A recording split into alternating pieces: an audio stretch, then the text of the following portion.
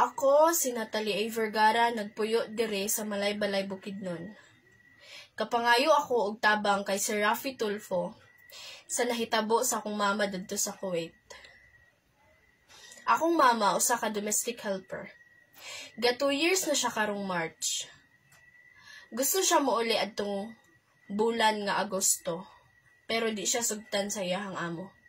Gusto siya mouli karong bulan na December, pero di siya sugtan sa iyang amo. Last na mo contact sa akong mama, Pizza 1.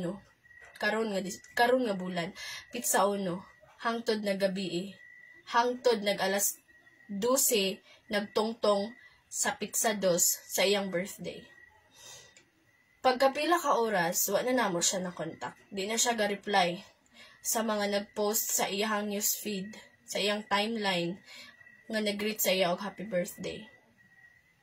Natingala mi adtong panahon na pagkapisa 3 sa buntag, nanawag tong babae nga silingan niya dadto na domestic helper gyapon nga akong mama daw kay gidala sa ospital. Nabal-an na niya kay ang amo sa akong mama ni adto sa ilaha. Pagkahuman ang giingon sa iyaha, komatos akong mama. Tungod daw sa iyahang high blood. Naglisod mig contact sa iyang amo kay wala mi WhatsApp. Mga pila pa kaadlaw, aya pa namo na contact yang amo og ang agency. Wala mi gisendan og pictures sa akong mama nga nangayo mi. Ang ingon ra sa mga sayang amo, critical daw ko mama, 50-50. O kuhaan siya oxygen, patay na gid siya. Gusto mi makabaloon sa gid ang hinungdan nga nung kalit-kalit lang to ginadto. Gikontak na mo ang kauban sa akong mama sa agency nga nagyapon sa trabaho sa Kuwait. Visit niya akong mama dito sa Farwenia Hospital. Pag-visit niya dito, nakahilak siya sa itsura sa akong mama. Dili pwede cellphone daw. Basta wala ka send ang agalon o ang agency o picture sa akong mama, kaya di daw pwede. Pagsulod sa amiga sa akong mama dito sa room, nag-video call na sila sa akong ate. Gipakita sa iyang amiga o unsa itsura sa akong mama. Maning itsura.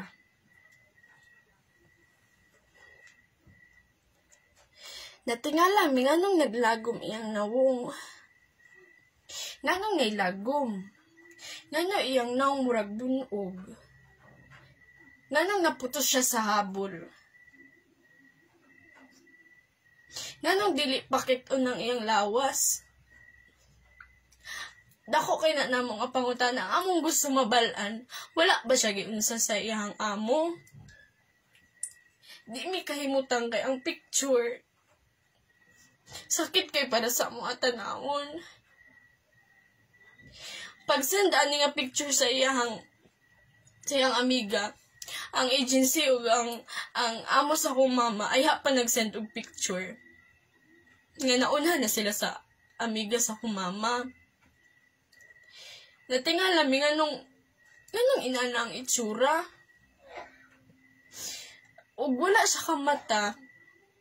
Nganong bunog ang nawong. Nganong putos ka ayog habol. Nganong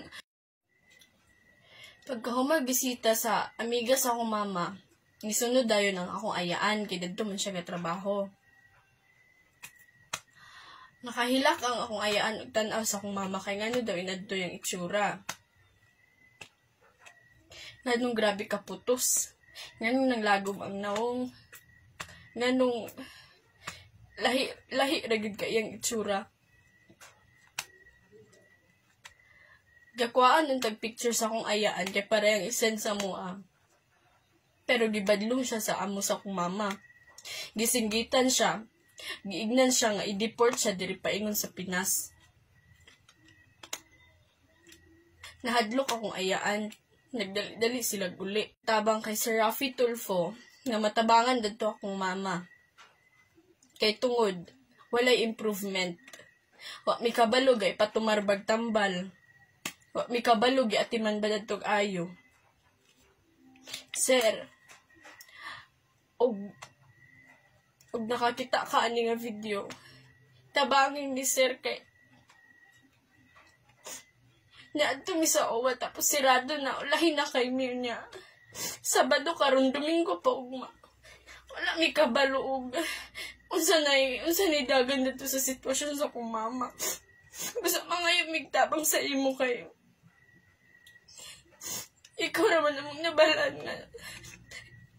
Grabe ka, makatabang sa imong isig ka tao. Sir, mintras sa'yo pa, sir. Gusto mi makauli akong mama mintras wa pa siya noon sa dadto. Gusto mi makauli siya nga buhit among mga kamot. Sir, tabangin mi, sir. Wa na mi laing madaganan. Ikaw ra gid taon.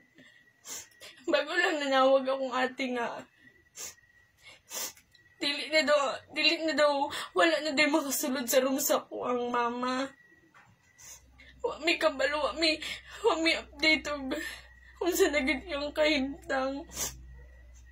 Sir, tabangin mi nga, maluwas pa akong mama. Nilakaw man siya nga, tarong. Dapat, muli po siya nga maurag yapon. Sir, Pasko na, sir. Silbi mao na lang imong regalo sa mo. Dako kay nangatabang ang pagluwas sa akong inahan.